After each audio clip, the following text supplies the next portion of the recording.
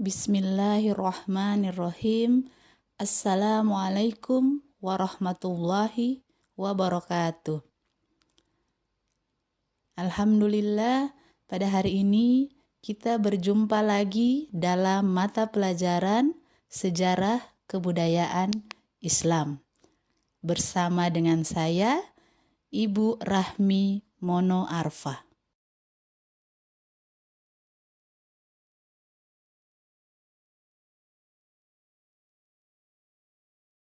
Pada pertemuan kali ini, kita akan membahas tentang materi yang berjudul Khulafa'ur Rasyidin. Yang akan kita bahas yaitu pengertian Khulafa'ur Rasyidin dan latar belakang munculnya Khulafa'ur Rasyidin.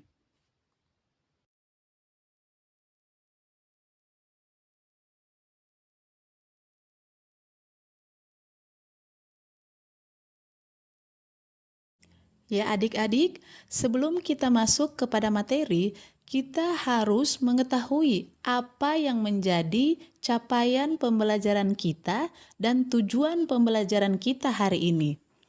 Yang menjadi capaian pembelajaran kita hari ini yaitu peserta didik mampu menganalisis berbagai peristiwa yang terjadi pada masa Khulafaur Rasyidin sebagai inspirasi dalam menerapkan sikap saling menghargai dan menghormati perbedaan pendapat di kehidupan masa kini dan masa depan.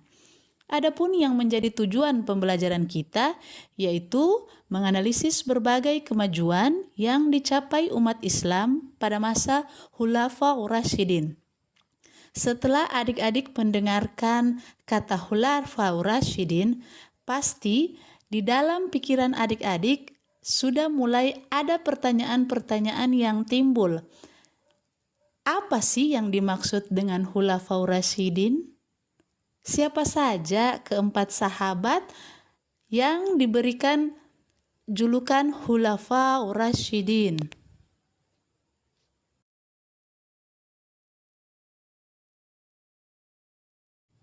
Ini merupakan peta konsep dari Khulafaur Rasyidin. Khalifah yang pertama yaitu Abu Bakar As-Siddiq. Yang kedua adalah Umar bin Khattab. Yang ketiga Utsman bin Affan. Dan yang keempat adalah Ali bin Abi Thalib. Nah, di sini diberikan penjelasan tentang sifat dari Abu Bakar As-Siddiq, yaitu rendah hati, berhati tenang, sederhana, penyabar, adil dan suka musyawarah, dermawan, penolong bagi kaum tertindas, senantiasa membenarkan berita dari Rasulullah. Adapun yang menjadi sifat dari Umar bin Khattab yaitu keberaniannya, suka bermusyawarah dan bijaksana, bersikap adil, bersikap toleran, bersikap sederhana, bersikap jujur dan bijaksana. Utsman bin Affan cerdas dan pandai, pemberani, sabar, tabah dalam menghadapi masalah, sebagai panglima perang, pemberani, dan gagah perkasa. Ya, yang terakhir Khalifah Ali bin Abi Thalib yaitu cerdas dan pandai, pemberani, sabar, tabah dalam menghadapi masalah, sebagai panglima perang, pemberani dan gagah berani. Dari keempat khalifah tersebut, mereka semua adalah para sahabat yang dekat dengan Nabi Muhammad SAW yang tercatat paling dekat dan paling dikenal dalam membela ajaran yang dibawa di saat masa kerasulan Nabi Muhammad SAW. Jadi adik-adik, keempat sahabat inilah yang menemani Nabi Muhammad dalam menyebarkan agama Islam.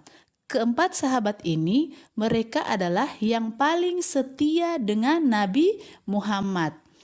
Jadi keempat khalifah tersebut dipilih bukan berdasarkan keturunannya, melainkan berdasarkan musyawarah kesepakatan bersama umat Islam. Nah, sekarang kita masuk pada pengertian Khulafaur Rasyidin. Khulafaur Rasyidin menurut istilah adalah pemimpin umat Islam pengganti Nabi Muhammad SAW yang telah mendapat petunjuk dari Allah Subhanahu wa taala untuk meneruskan perjuangan Nabi Muhammad. Itu menurut istilah. Kemudian secara bahasa, Khulafaur Rasyidin berasal dari bahasa Arab yaitu Khulafaur Rasyidin. Khalifah artinya pengganti, sedangkan Ar-Rasyidin artinya mereka yang mendapat petunjuk. Jadi, dalam secara bahasa, Khulafaur Rasyidin terbagi atas dua, Khalifah dan Ar-Rasyidin. Kemudian, pengertian Khulafaur Rasyidin menurut bahasa adalah orang yang ditunjuk sebagai pengganti, pemimpin, atau penguasa yang selalu mendapat petunjuk dari Allah Subhanahu wa taala.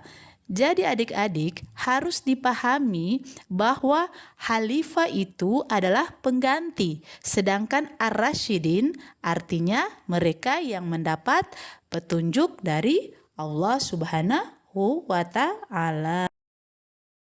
Sekarang kita masuk ke latar belakang munculnya Khulafaur Rasyidin.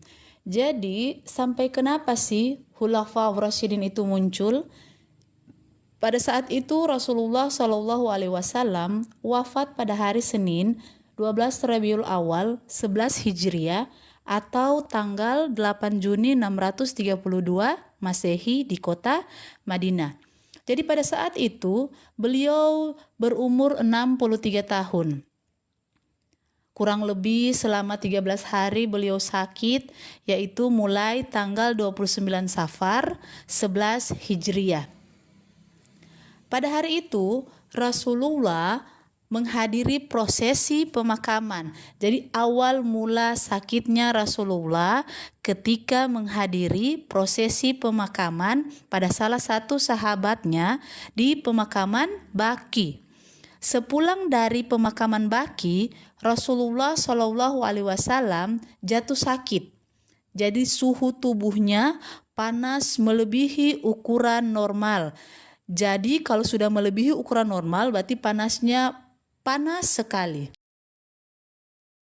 Kondisi kesehatan Rasulullah SAW semakin hari semakin lemah. Pada saat 4 hari jelang wafatnya, beliau sudah tidak mampu lagi untuk menjadi imam sholat 5 waktu. Sehingga Abu Bakar As-Siddiq ditunjuk untuk menggantikan beliau sebagai imam sholat. Dari situlah para sahabat-sahabat Nabi mulai merasa tanda-tanda Rasulullah SAW akan pergi meninggalkan mereka.